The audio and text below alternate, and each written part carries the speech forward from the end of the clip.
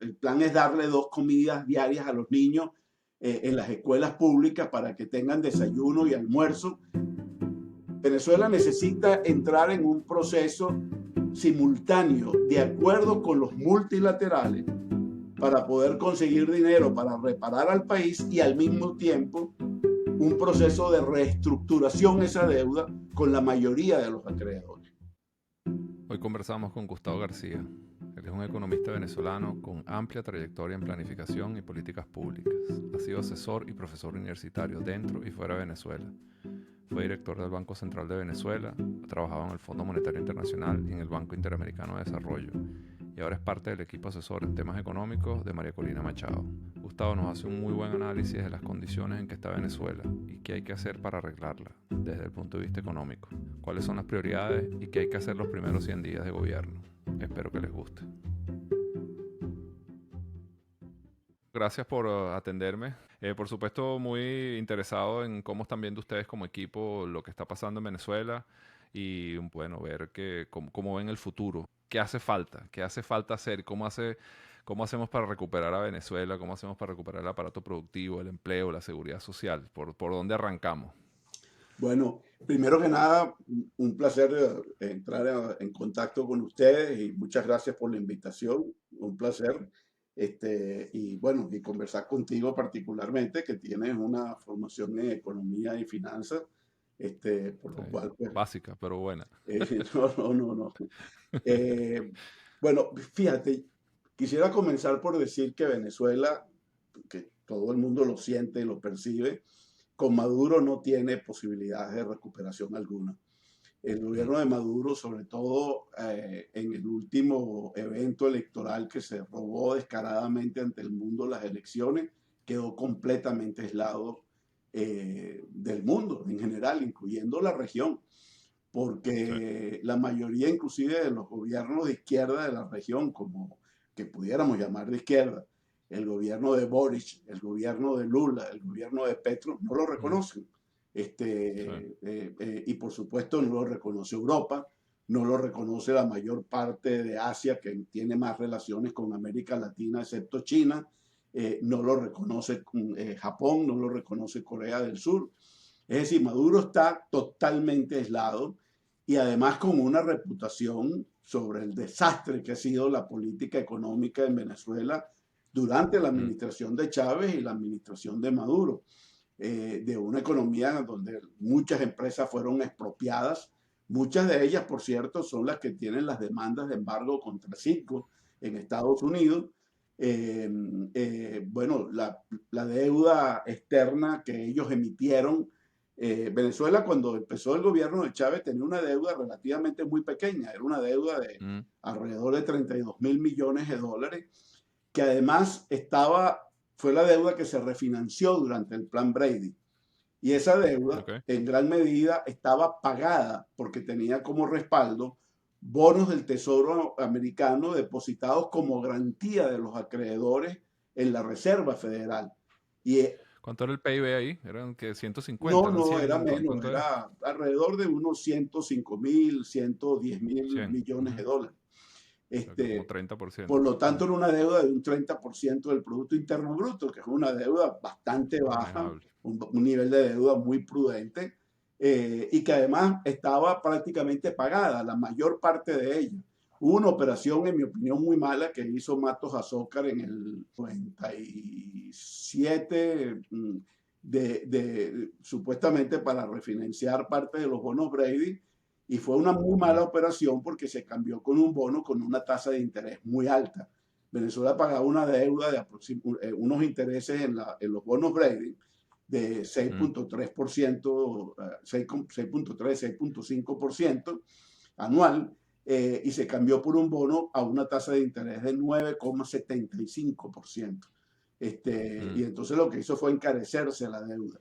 Pero más allá de esa operación, el resto de la deuda en los bonos Brady estaba pagada con bonos del Tesoro, los llamados bonos cero americano. cupón, que a su Mm. vencimiento, que coincidía con el vencimiento de la deuda Brady, esa deuda estaba pagada. La República podía pagar y retiraba los bonos o le podía entregar esos bonos a los bancos porque tenían el valor exacto nominal de la deuda. Ahorita no se sabe cuánto es la deuda, ¿no? Es como 160 millones, 170, No, millones no, 1000 millones, perdón. 160, 1000 millones. sí. Ya, esa deuda, Millones, esa quise decir. cifra fue de un equipo de colegas, habían abogados, economistas, gente del mundo de las Mm, finanzas, que nos propusimos hacer una investigación para determinar el monto mm, de la deuda de Venezuela. La hicimos el año pasado, pero obviamente la deuda tiene que tener un punto de cierre. A un determinado momento acordamos mm, hacerla al cierre del año de diciembre del año 2023, porque en ese momento ok. estábamos en el 2024 y dijimos, bueno, el punto de cierre ideal sería diciembre. Y ahí nos daba que Mm, teníamos una deuda de 162.000 millones de dólares. Esa deuda, es decir, deuda externa, deuda con el resto del mundo. sí, sí, sí, sí, sí. Ujú, Esa deuda tiene un crecimiento casi exponencial porque cada mm, año los intereses vencidos se acumulan a la deuda. Y eso está establecido así en los contratos de los bonos que fueron emitidos por la República y por PDVSA.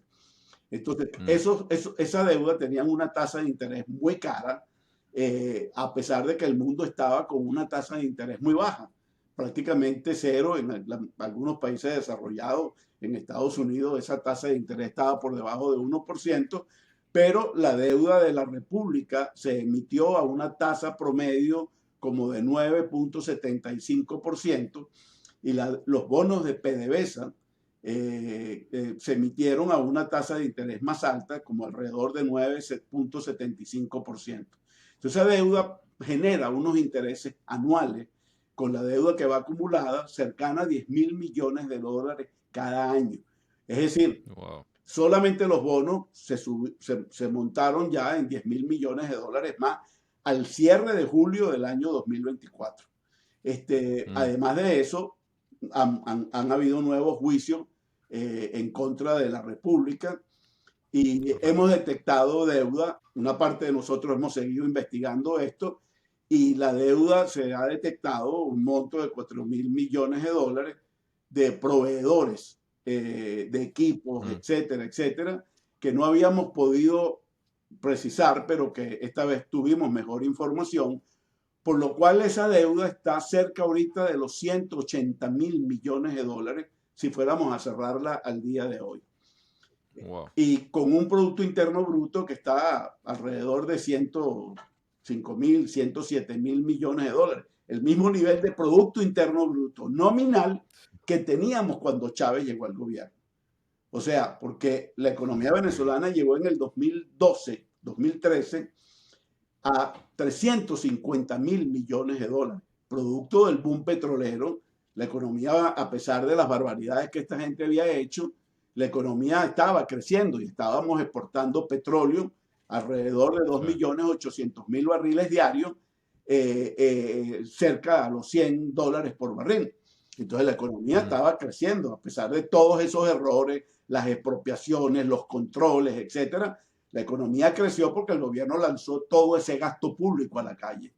Pero cuando sí. los precios del petróleo bajaron en el 2014, esa economía entró en descenso y además dos cosas muy graves. El deterioro en PDVSA, que era de esperarse por la expulsión que hubo allí de un 90% de los equipos profesionales y la gerencia de PDVSA, todo eso se vino abajo y la producción petrolera comenzó a caer drásticamente todos los años. Y además de eso, el gobierno empezó a sustituir ese ingreso petrolero por más endeudamiento. Y por eso Mm, se sobreendeudaron de una manera muy peligrosa. El mercado, que percibía eso como un nivel de riesgo alto, por esa razón le puso unas tasas de interés tan elevadas a la deuda de la República y de PDVSA. Esa deuda hoy, sumada a las dos, las deudas de PDVSA y de la República en bonos nada más, se monta alrededor de los 100.000 millones de dólares.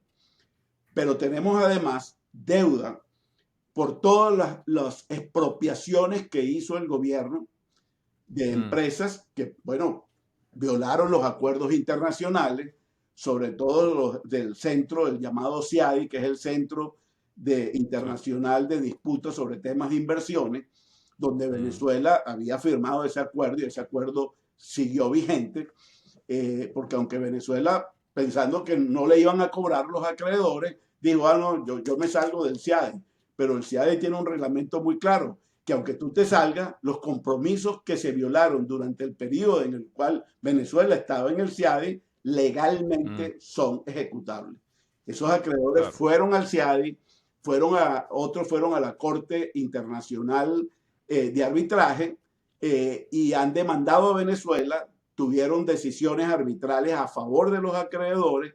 Esos acreedores fueron a los tribunales para tener las órdenes de embargos contra Venezuela y hay aproximadamente unos 25 acreedores con órdenes de embargo de activos venezolanos. Muchos de ellos son los que están embargando a Citgo en los tribunales americanos. Luego tenemos deudas con el Club de París, que son las agencias de préstamos de los países desarrollados, donde Venezuela tomó préstamos y no pagó. Ahí hay alrededor de 10.000 millones de dólares no pagados.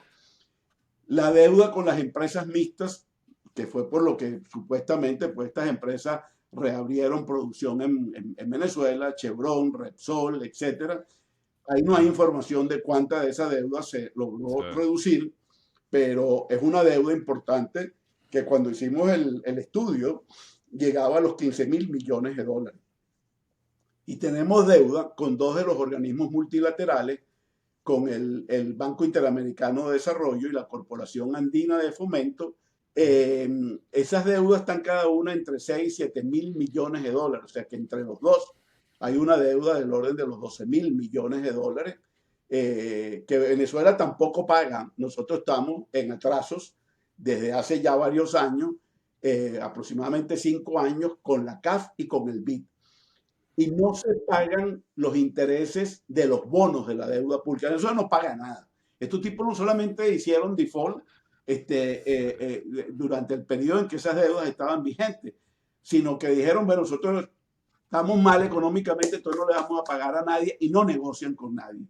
Entonces esa deuda crece porque evidentemente tienen intereses. Una vez que se ejecutan las deudas o que los bonos entran en atraso, empiezas a tener un proceso de generación de intereses de mora también que encarece la tasa de interés de los préstamos.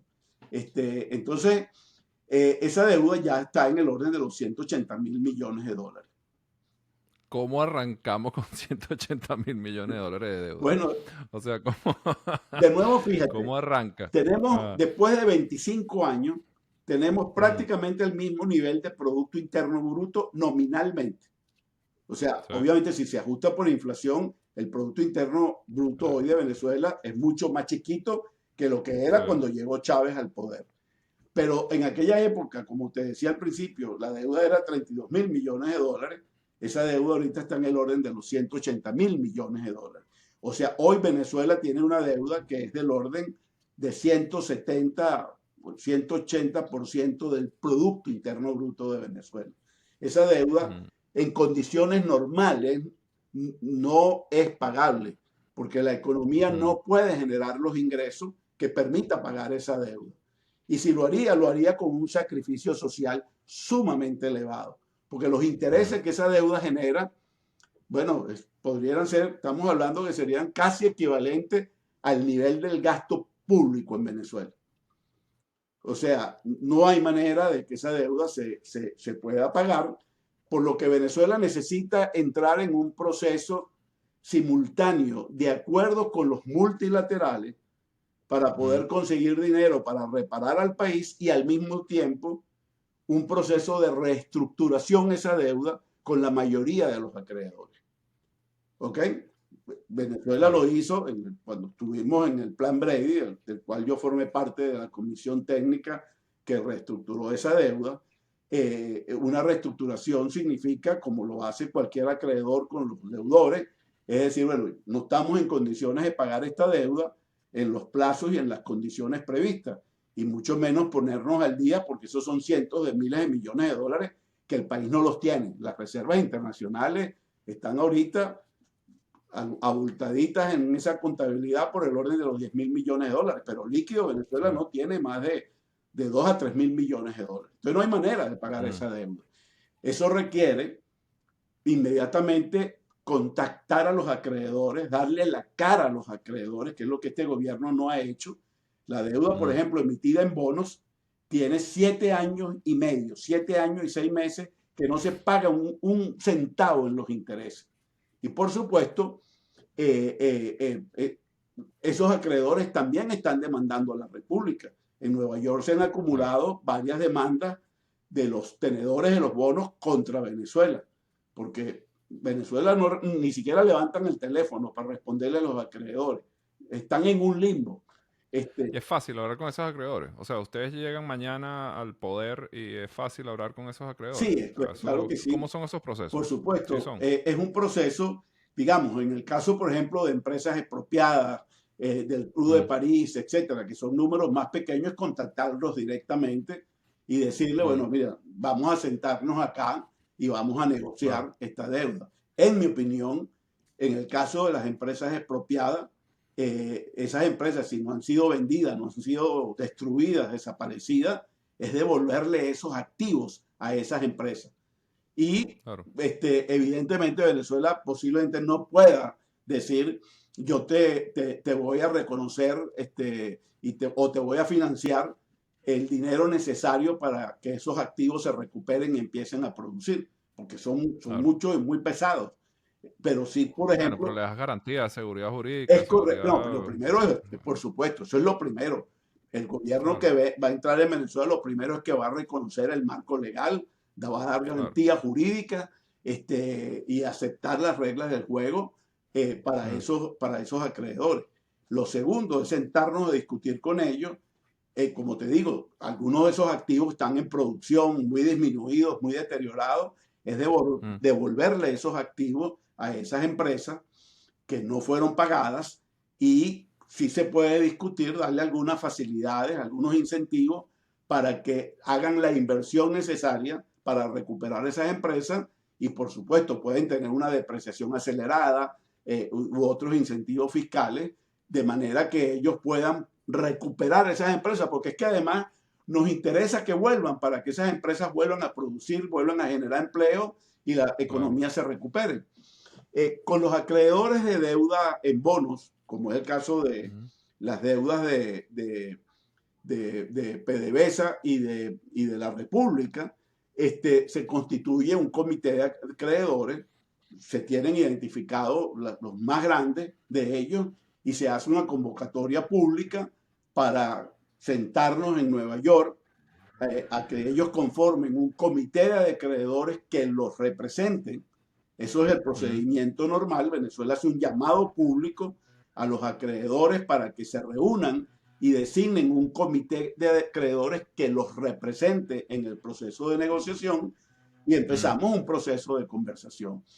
Mira, nosotros hemos estado un par de veces en Nueva York a través del Consejo de las Américas y hemos conversado Ok. con algunos de esos acreedores. Son grandes bancos de inversión, grandes fondos de inversión, eh, los que tienen la mayoría de los títulos. Esos títulos están en manos de un universo de acreedores, desde personas naturales, empresas más pequeñas, etcétera, alrededor del mundo, Fondos. pero Sí. se constituye un comité acreedor, se designan unos bancos que actúan como agentes fiscales. Esto quiere decir que son a través de los cuales el gobierno se relaciona con los acreedores, que pueden ser los Ok. mismos que fueron designados en esas colocaciones y las hicieron, que puedan seguir actuando como agentes fiscales. Y por supuesto, entonces se designa una comisión de Venezuela eh, conformada por 2 o 3 miembros del gabinete y un equipo de asesores legales y financieros para que empiece un proceso de conversación con ese comité de acreedores que va a representar a los acreedores. Eso es la manera como se hace desde el Brady Plan de los, no, de los principios de los años iniciales de la década del 2000, de los 90 hasta el día de hoy. Ese es el procedimiento. Arrancas con los acreedores, le dices, quieto a todo el mundo que yo les voy a pagar. Vamos a organizarnos. Y después, ¿qué haces en Venezuela? ¿Por dónde arrancas en Bueno, Venezuela? ¿Abres el fíjate, chorro PDVSA? ¿Privatizas? ¿Qué haces? Venezuela necesita primero que nada, y te lo van a pedir los acreedores, porque Mm, Venezuela además no publica cifras, no hay claro, sí. transparencia tienen varios años que no hay cifras publicadas del Producto Interno Bruto de la economía de manera transparente, de cifras de balanzas de pago, de Sí, los no hay nada. balances fiscales, ni se diga, ni siquiera de PDVSA. O sea, en Venezuela hay un oscurantismo total. Yo lo que creo que va a pasar es lo siguiente. Los acreedores van a decir, mira, primero que nada, pongan sus cifras en orden, publíquenlas y que esas cifras tengan el respaldo de un organismo como el Fondo Monetario Internacional. Okay. Entonces, ¿qué es lo primero que hay que hacer? Lo primero que hay que hacer es contactar a los organismos multilaterales, porque sin un apoyo financiero de los multilaterales, Venezuela no va a poder tener un despegue acelerado. Segundo, los acreedores te van a pedir que negocies un programa con el Fondo Monetario Internacional para ellos estar seguros que tienes un respaldo para que la economía se ordene y por supuesto no vayamos a caer dentro de 4 o 5 años otra vez, pero tampoco te puedo volver a pagar. O sea, Claro. Esto significa, y como yo lo veo, es de la siguiente manera. Es probable que ese acuerdo incluya dos elementos fundamentales. La primera, armar un equipo técnico entre el Fondo Monetario, el Banco Mundial, posiblemente el BID, que está en Washington también, y las Naciones Unidas, para levantar el sistema de estadísticas nacionales de Venezuela. ¿Ok? Eso significa que van a venir al país misiones técnicas. Menciono Naciones Unidas porque ellos, por ejemplo, son los que asesoran a los países en la elaboración de las estadísticas de cuentas nacionales, donde se estima el Producto Interno Bruto, etcétera, etcétera. Pero estas instituciones tienen departamentos de estadística que hacen asistencia técnica a los países. Entonces, bueno, tienen que ir a Venezuela, meterse en las oficinas públicas, levantar la data, y eso va a tardar 3, 4, 5, 6 meses en algunos casos en levantar el sistema de estadística para decirle al mundo, esta es la situación económica de Venezuela, para poder empezar a conversar sobre negociaciones con los acreedores. Obviamente que no es que le vas a decir a los acreedores, espérame dentro de 6 meses, no. Sí, no. Hay una parte del Pero trabajo. bueno, ya por lo menos estás mostrando que estás trabajando. Exacto, no, es correcto. Y además decirle, bueno, mira, cómo nosotros vemos la solución del problema de la deuda, cómo lo ve el nuevo gobierno, cuáles son las líneas de trabajo, cuáles son los esquemas posibles de negociación, pero todavía en una primera fase muy general. Además, esos contratos tienen que ser modificados porque ya han sido, no voy a decir violados, el gobierno los pateó. Entonces, es decirle, bueno, mira, hay que reunir a un porcentaje de los acreedores. Por ejemplo, en los bonos de la República son el 85%. Eso es lo que se llama una cláusula de acción colectiva, que en los bonos de la República están incluidos, en el cual tú dices, bueno, hablar conseguir que el 85% de los acreedores autorice un cambio en los términos del contrato, ¿ok? Para pasar a un contrato que permita empezar un proceso de negociación, porque si tienes un contrato que ya no se cumplió, tienes que empezar a negociar un nuevo contrato. Entonces, bueno, pero les dice, mira, tú nunca ibas a cobrar nada, siéntate conmigo y vamos, aquí sí, vas a tener chance de cobrar en otras condiciones, pero vas a claro, cobrar. ahí va a ser una discusión sobre qué nuevas cláusulas deben estar, no deben estar, etcétera, Claro. sin hablar todavía de monto de reducción de deuda o de reestructuración de deuda, porque hasta que ellos no tengan unas cifras creíbles, no van a aceptarse a negociar. Y además el país debe evitar caer en una circunstancia a la Argentina y a la Grecia, que es que sin cuentas transparentes negociaron, y eso llevó como consecuencia de cada 4 o 5 años tenían que volver a una ronda de reestructuración y de negociación, que hace que todo el mundo pierda la credibilidad y que además la percepción de riesgo e incertidumbre se mantiene muy alta. Nosotros esa nube la queremos despejar muy rápidamente. La segunda cosa es que ese acuerdo con los multilaterales tiene que incluir, en mi opinión, dos elementos fundamentales.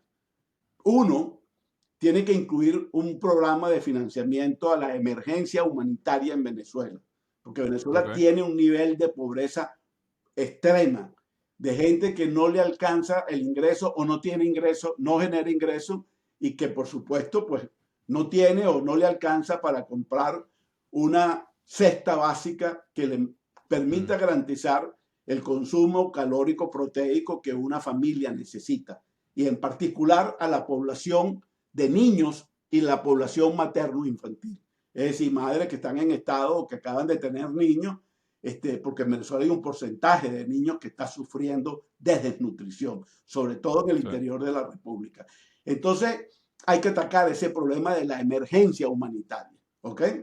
Ese tiene que ser el primer elemento, y para eso, bueno, no, son conversaciones informales que hemos tenido. Necesitamos un respaldo financiero de estos organismos porque Venezuela no tiene cómo resolver ese problema en las actuales circunstancias. Entonces, una vez que las estadísticas estén elaboradas, posiblemente entremos en un programa de financiamiento más grande, más ambicioso, que tiene que resolver problemas serios que tiene Venezuela de infraestructura en el sector eléctrico y en el sector de aguas, pero también en lo que yo llamo la infraestructura básica del sector de salud y del sector de educación. Todo el mundo sabe lo deteriorado que están los hospitales públicos en Venezuela. Todo el mundo sabe lo deteriorado que están las escuelas en Venezuela. Yo menciono una estadística que se ha hecho cuando se le pregunta a los padres por qué los niños no van a las escuelas. La primera respuesta que te dan muchos de ellos, en un porcentaje muy alto, es, bueno, porque cuando el niño no puede cenar o desayunar, no lo puedo enviar a la escuela. Segundo, porque además para ir a la escuela, muchos de esos niños ya no tienen transporte público por la destrucción del transporte público en Venezuela, o porque el padre dice no le puedo pagar el transporte. Entonces normalmente un porcentaje importante de los niños van a pie, y el papá te dice si no pudo cenar y no pudo desayunar, no lo puedo mandar a pie. O sea, es una tragedia humana, una cosa patética. En tercer lugar, cuando los niños llegan a las escuelas muchas veces, y ahora más que están yendo a las escuelas 3 días a la semana, lo cual es un crimen, muchas veces no tienen el maestro porque hay un serio problema de deserción de profesores y de maestros.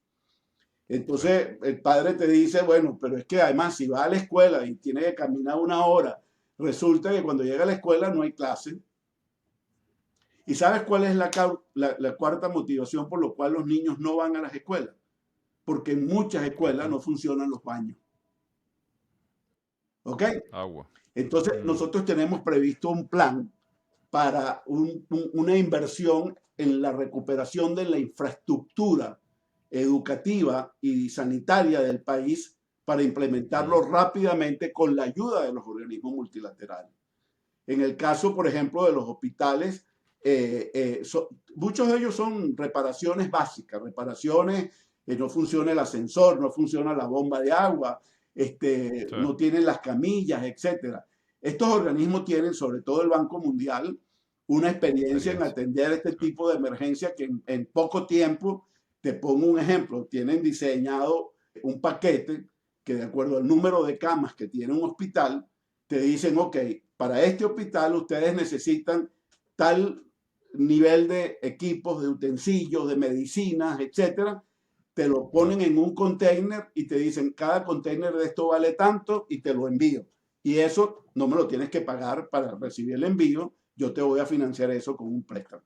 Entonces, estoy poniendo eso como un ejemplo. Tenemos diseñado un programa, el equipo de salud tiene diseñado un programa con cooperación de los gremios médicos y los hospitales y las clínicas privadas, porque aquí hay un dato interesante, es un plan operativo de atención de salud de emergencia que está, bueno, que no encuentra satisfacción, o porque las colas son muy grandes, o porque la gente no tiene cómo atender eso, no tiene cómo comprar las medicinas.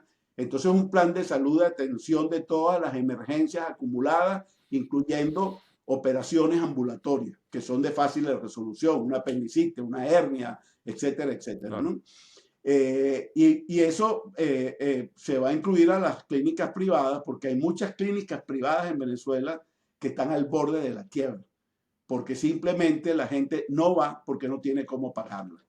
Entonces, fíjate que esto es muy importante porque esto significa que paralelo a que empiezas un proceso de atención de la emergencia humanitaria, eso significa inversión en Venezuela y eso empieza a recuperar la actividad económica. ¿Qué haces con PDVSA, industrias básicas? ¿Qué se debe hacer? ¿Se debe privatizar? ¿Se deben reordenar? ¿Qué hay que hacer ahí? Mira, mi opinión es que la mayoría de esas empresas, Mm, casi todas, van a tener que ser privatizadas por una ujú, razón muy simple, porque el Estado no va a tener recursos para recuperarlas.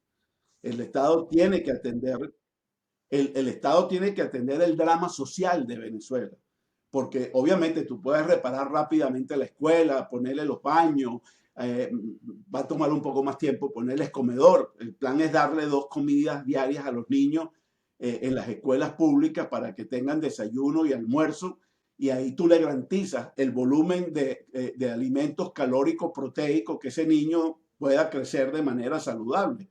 Bueno, si la familia no tiene el ingreso para darle la cena, el niño por lo menos ya está protegido.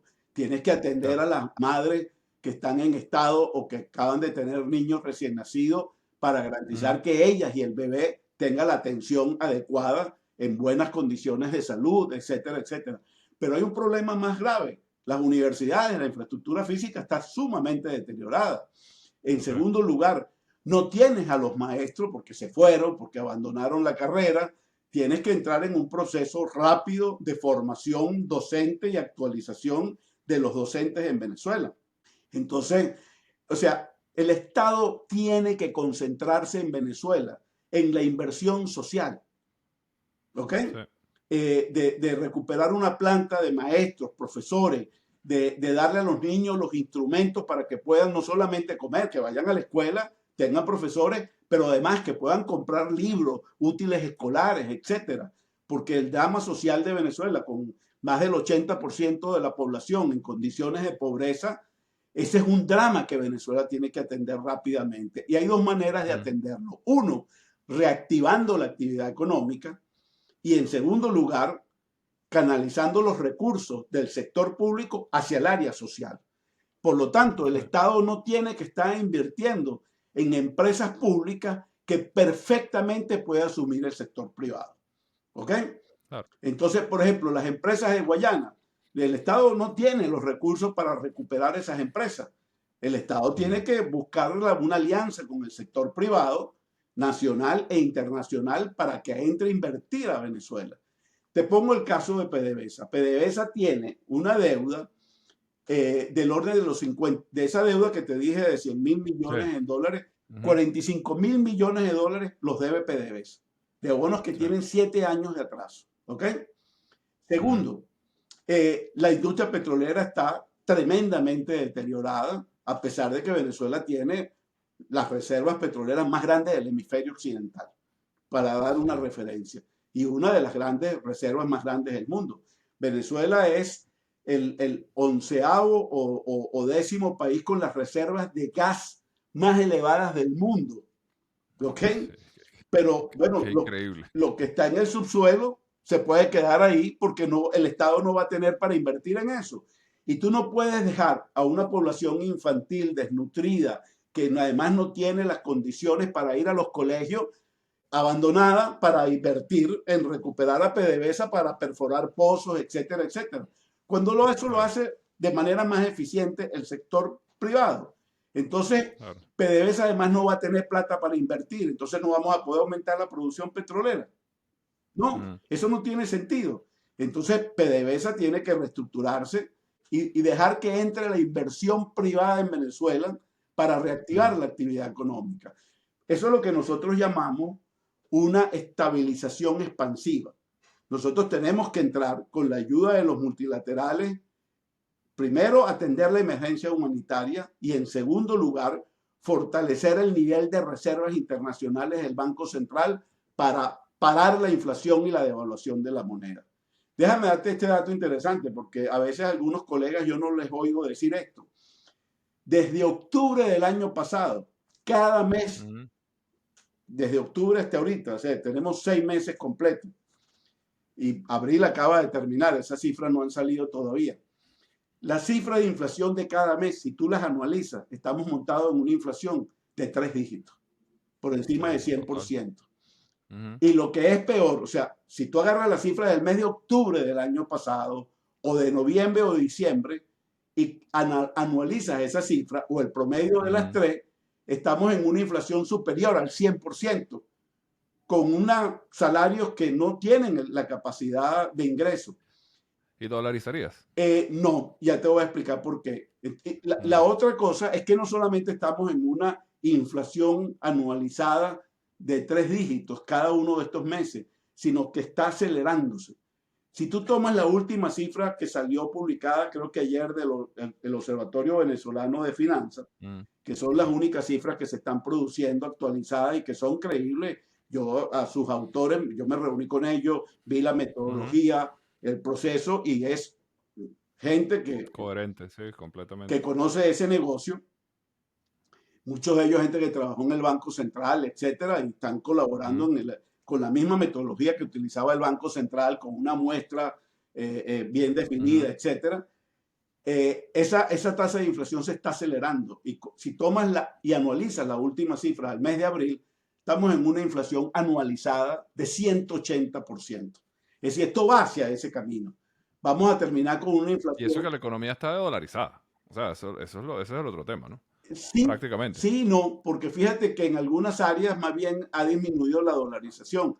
La dolarización Mm, tiene dos variantes. Uno es la dolarización en el sistema financiero, medida por sí, los depósitos del público y las empresas en sí. dólares. Ese porcentaje más bien ha disminuido.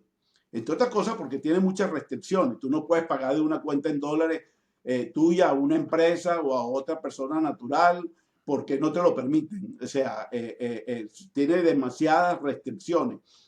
En Venezuela hay de facto casi un control cambiario de nuevo. Y te voy a explicar por qué. Sí. Cuando la gente dice el dólar BCB, el dólar, el Banco Ujú, Central y el gobierno dicen, no, eso no es el dólar del BCB, ese es el mercado interbancario, eso es lo que se vende allí. Pero todo el mundo en el sistema bancario sabe cómo opera ese mercado interbancario. El mm. Banco Central el lunes les dice, les voy a vender tanto dólares y ustedes lo van a vender a tal precio. Y si de aquí al jueves se les acaba antes los dólares, yo les vuelvo a decir el miércoles en la tarde cuántos dólares les voy a dar para el jueves y el viernes y les voy a decir el precio al cual lo van a vender. Entonces, es un control de cambio. Sí, Ellos lo llaman totalmente. interbancario porque el banco canaliza esos dólares a través del sistema bancario, pero es un sistema controlado. ¿Ok? Sí, El que no total. consigue dólares allí tiene que ir al mercado paralelo y por eso la brecha que tiene el mercado. Entonces, también cuando tú ves el tipo de cambio de Venezuela a lo largo de un año, se ha depreciado, se ha devaluado en más de 100%. Entonces, si Ujú. nosotros queremos parar el empobrecimiento en Venezuela, la inflación y la devaluación hay que pararla. Y la causa de eso es muy simple. El gobierno cada vez financia más el gasto público emitiendo bolívares. Sí. Y hay cada vez en la economía. Pero es que ese es un vicio que tienen los gobiernos con la maquinita de No, imprimir. eso, mira, la ley del Banco Central hay que restituirla donde se Ah, prohibía que el Banco Central financiara el sector público. Nosotros mm, apenas tengamos un acuerdo con los multilaterales, la decisión es no más financiamiento monetario del gasto público. ¿Ok? El gasto público se tiene que financiar con lo que se cobra de impuestos y lo que nos presten los organismos internacionales en dólares. Esos dólares van a las reservas internacionales del Banco Central, de manera que la idea es que el Banco Central tenga más reservas internacionales, pueda vender más dólares en el mercado y no se producen más bolívares por el Banco Central. Eso tiene que ser la política para parar este proceso de devaluación e inflación que ha producido este empobrecimiento brutal en Venezuela. ahora, ¿por qué, perdón que te interrumpa, por qué no te gusta dolarizar? O Sí, sea, es por un tema, digamos, es un, como un nacionalismo, no, ¿crees que tiene que haber tenemos que, el Bolívar, o sea, ¿cuál es la razón? ¿O crees de verdad técnicamente que es importante que haya, por política monetaria, en un sí. futuro o lo que sea? Bueno, porque fíjate, un país cuando dolariza, ¿ok? se pone en una moneda que debe reflejar, o sea, el valor del dólar americano con relación a las otras principales monedas, entre otros factores, depende de la relación comercial de Estados Unidos con esos otros países y, en segundo lugar, de la productividad de la economía americana. ¿Ok? Ahora, yo pongo el dólar y la productividad en Venezuela no tiene nada que ver con el dólar. Válido. ¿Ok? Entonces, por lo tanto, tu competitividad para generar dólares no depende de tu capacidad y de tu productividad. Va a depender de la capacidad de la economía americana, que tiene un nivel de tecnología y de productividad sumamente alto, con una mano de obra más cara.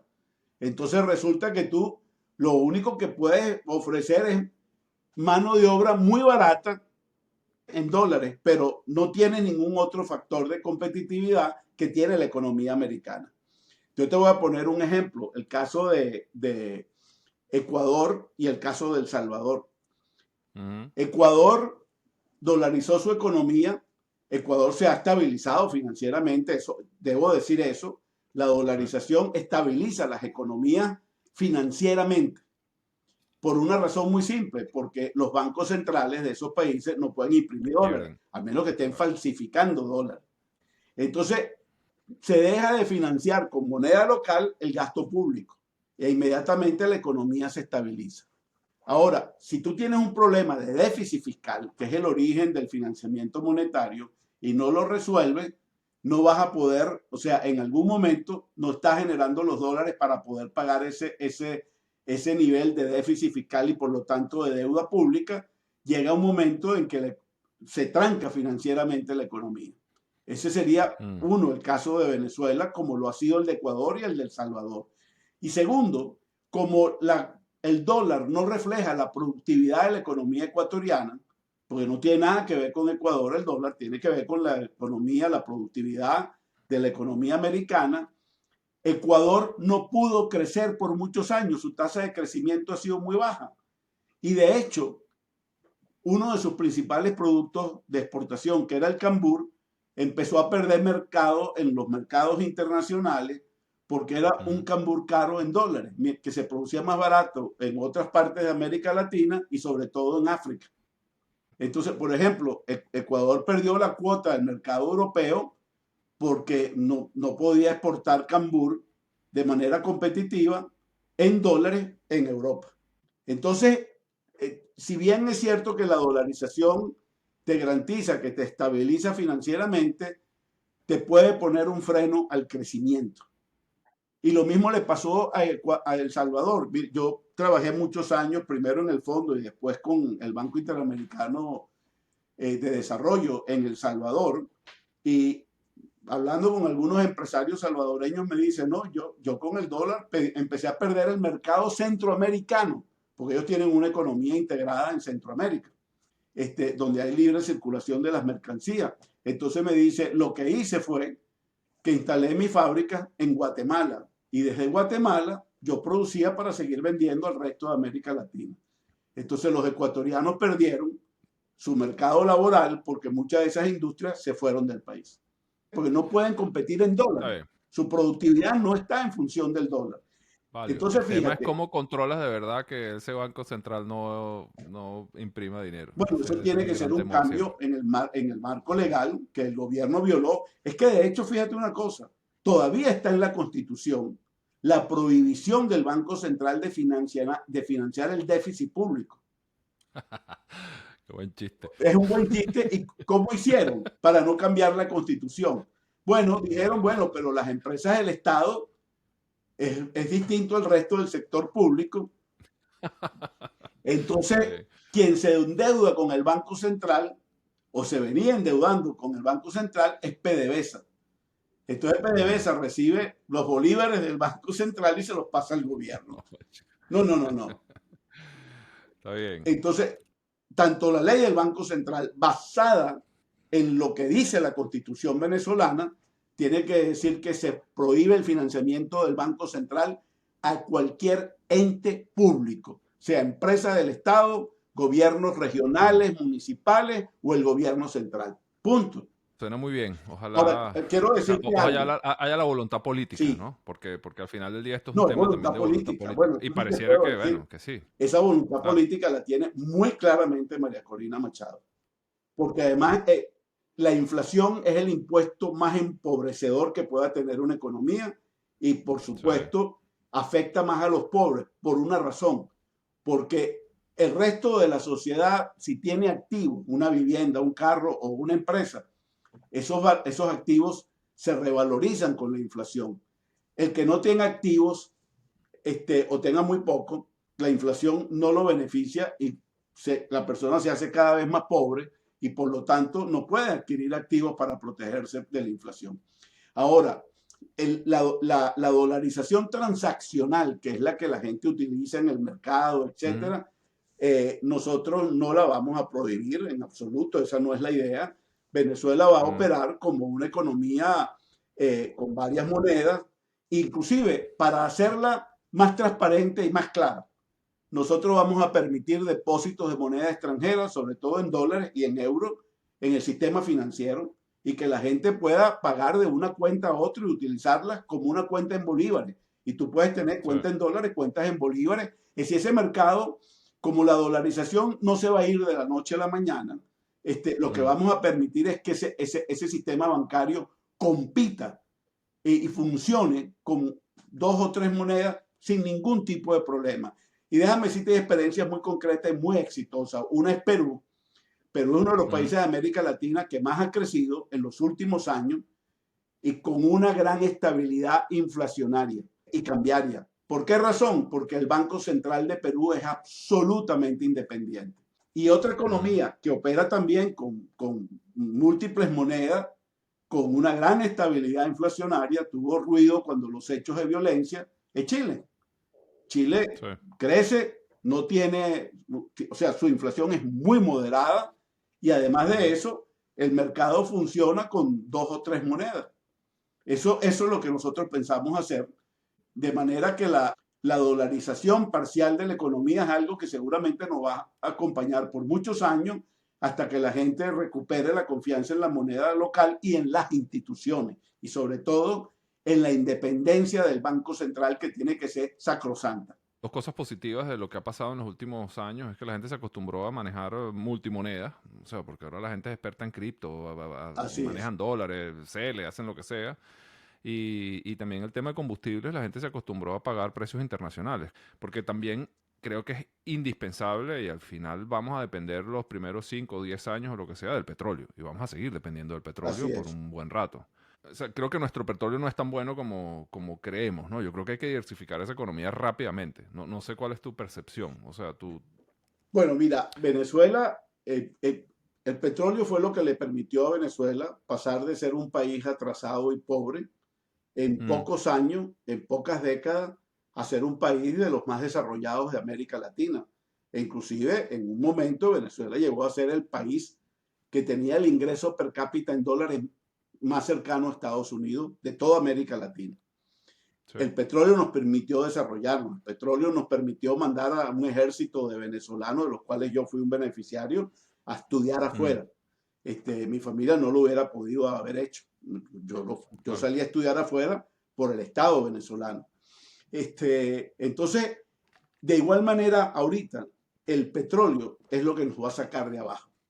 No hay otra Ok. posibilidad de que nosotros en los próximos 10 a 15 años logremos recuperarnos y volver al nivel que teníamos de ingreso per cápita y de Producto Interno Bruto, similar al que teníamos, el máximo que alcanzamos en el año 2013-14 de 350 mil millones de dólares. Eso nos va a tomar entre Claro, 13 y 15 años, aún si logramos claro. crecer a tasas relativamente altas, eso lo vamos a poder hacer solo por el petróleo. No hay otro sector que nos dé esa capacidad de crecimiento. Ahora, nosotros tenemos que tener una política cambiaria que evidentemente no favorezca la apreciación cambiaria. Y Mm, un elemento fundamental es que nosotros tenemos capacidad de diversificar a esa economía en diversos sectores. sí. De allí la expresión de que Venezuela puede ser un hub energético, porque lo que no tiene sentido es que tú dejes ese petróleo enterrado, que por los cambios tecnológicos a lo mejor nos dura de 35 a 50 años. Bueno, ese es el periodo que tenemos que utilizarlo para poder crecer. Pero para poder diversificarnos, la clave está en la inversión en capital humano. ¿Ok? En la inversión en capital humano en primer lugar y en investigación y desarrollo. Y esto último pasa por dos cosas. Uno, recuperar a muchas de nuestras universidades a que vuelvan a ser altamente competitivas, por ejemplo, como la Simón Bolívar o la Universidad Central y otras universidades del país. Católica. La católica, sí, claro, pero la católica es privada, pero sí, también, ¿por qué no el Estado tiene que favorecer Claro. a esas universidades? Y esto, tú puedes decir, bueno, vamos a escoger estas carreras, vamos a formar gente afuera en esta carrera y esos venezolanos que cuando regresen, parte de su tiempo lo dediquen a la docencia. Entonces, yo lo hice de manera voluntaria, llegué del exterior con una gran deseo de enseñar y tal, y los primeros años enseñaba en horas de la tarde, de la noche, hasta que me fui a Liesa y me hice profesor a tiempo completo, y el Liesa fue una gran experiencia académica del país. Entonces, eso lo vamos a hacer, sin lugar a duda. Hay otro elemento adicional, fíjate, que es que Venezuela es el país con el mayor potencial de convertirse en un gran polo de atracción de inversión privada nacional y extranjera. Porque como es muy grande la inversión que tienes que hacer otra vez en electricidad, en agua, en infraestructura, en nuevas fuentes de energía de diversa naturaleza, energía solar, energía eólica, además de la hidráulica, en Venezuela tienes que recuperar muchas de esas empresas que fueron expropiadas y quedaron abandonadas y muy deterioradas. Hay que abrir todas esas inversiones al sector privado para que entre a Venezuela un gran capital privado en los próximos 10 a 20 años. Y Venezuela convertir por la vía de la inversión privada, convertir a Venezuela en una especie del Marshall, del Plan Marshall de América Latina.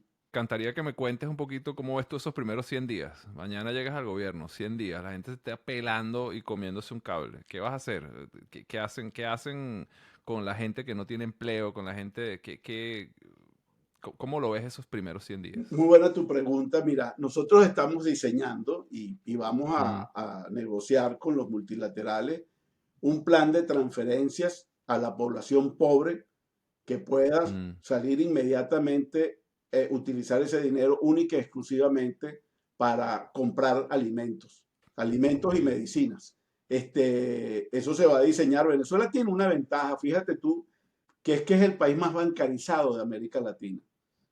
Casi el 90% de la población en Venezuela tiene al menos una tarjeta de débito y una cuenta de ahorro, porque por allí recibe las pensiones, por allí recibe los salarios, y el sistema bancario opera de esa manera de forma regular. Además, todo el mundo utiliza el pago móvil por teléfono. Entonces, entre el pago móvil y la tarjeta de débito, tú puedes llegarle a una gran cantidad de venezolanos, a toda la población, incluyendo a los jubilados y pensionados, que están en el segmento de pobreza en Venezuela porque los arruinaron. Entonces, lo primero que vamos a hacer, como te dije, es un plan de emergencia humanitaria y ponerle a la gente plata para que pueda comprar comidas y las medicinas que necesita. Eso va a ser un elemento de arranque de la recuperación de la actividad económica, porque la gente va a recibir eso y eso solamente lo puede utilizar para hacer esos dos gastos. Entonces, eso va a producir un aumento en la demanda de la población para atender sus necesidades. Entonces, eso va a reactivar muchas empresas en Venezuela. Lo segundo que tenemos previsto hacer es inmediatamente comenzar un proceso de recuperación del sector eléctrico. Y quiero comentarte algo. Tenemos diseñado un plan ya bien acabado en detalles de intercambio de combustible por petróleo por parte de Venezuela. Es decir, donde Venezuela envía a Citgo petróleo y Citgo, que es un refinador, nos van a mandar los combustibles necesarios en Venezuela. Gasolina, fuel oil, gasoil y diluentes para aumentar la producción petrolera. Y esto va a incluir el fuel oil que se necesita para recuperar las plantas termoeléctricas del país, que es por lo cual la región central y occidental tiene tantos apagones diarios. O sea, que rápidamente se pueda recuperar al sector eléctrico, porque esa economía, para poder crecer, tiene que recuperar al sector eléctrico, si no lo que van a ver es más apagones.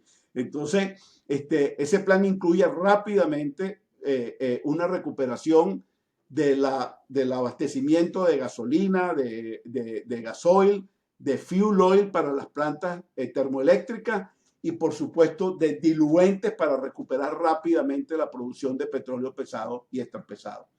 Eso se puede hacer porque el intercambio es con ciclos y a través de ciclos. Bueno, te agradezco. Veo que tienen muchos planes en camino. Como le he preguntado a otros colegas, o gente que está relacionada con el equipo de María Corina, estamos listos para una transición. Estamos listos para arrancar pasado mañana. Absolutamente. Sí lo es. Absolutamente. Y quiero comentarte algo. Después podemos hacer un programa sobre eso, sobre el gran plan de inversión de mediano y largo plazo de Venezuela. En eso que yo te digo, no me gusta usar la expresión, pero bueno, a todo el mundo le suena familiar. El gran plan Marshall de América Latina se va a dar en Venezuela. El país de arranque va a ser Venezuela. Por el petróleo, por el gas, por la electricidad, por otros servicios públicos y la infraestructura pública que se va a recuperar de escuelas, hospitales. Ese va a ser el gran plan Marshall de América Latina. La mayor parte de eso va a ser hecho por el sector privado nacional e internacional. Ahora, eso requiere que se produzca un cambio de régimen, porque con Maduro lo que nos espera es un camino muy duro de aceleración de la inflación y la devaluación y estancamiento económico. No hay otra cosa. El aislamiento de Venezuela es producto de lo que pasó en el sistema electoral. Ya estábamos bastante aislados, pero el último elemento de fraude electoral fue lo que ocasionó el aislamiento total de Venezuela, en el que sus vecinos que tienen el mismo enfoque ideológico de izquierda como Brasil y Colombia reconocen el gobierno de Venezuela. Bueno, qué bueno, me gusta tu optimismo. Bueno. Espero que nos veamos pronto y me encantaría que conversemos sobre eso en otro Con mucho gusto, un placer programa. hacer esta entrevista y con mucho gusto y te agradezco la oportunidad. Un placer Un gran nuevamente, abrazo. gracias. Saludos. Saludos.